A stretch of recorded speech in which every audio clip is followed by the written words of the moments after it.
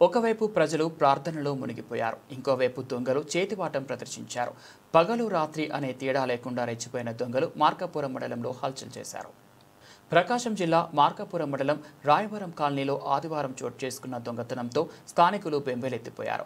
LADS మేనేజర్గా మార్కాపురం పట్టణంలో విధులు నిర్వహిస్తున్న పచ్చ జేమ్స్ లారెన్స్కి చెందిన ఇంటిలో దొంగలు పడి బంగారు ఆభరణాలు, మొబైల్ ఫోన్లు అపహరించారు. ఆదివారం కావడంతో ఆయన భార్య, పిల్లలు ఇంటికి తాళం వేసి ప్రార్థనకు వెళ్లిన సమయంలో దొంగలు ప్లాన్ చేసినట్లుగా ఇంట్లోకి ప్రవేశించి తాళాలు పగలగొట్టి బీరువా లాకర్ను కూడా ధ్వంసం చేశారు.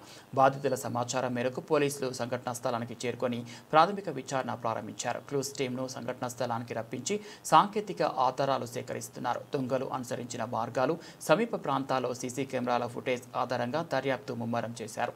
ఈ దొంగతనంలో ఒక బంగారు గొలుసు, నల్లపూసల దండ, బంగారు ఉంగరం, 2 సెల్ ఫోన్లు అపహరణకు గురైనట్లు బాధితులు పేర్కొన్నారు.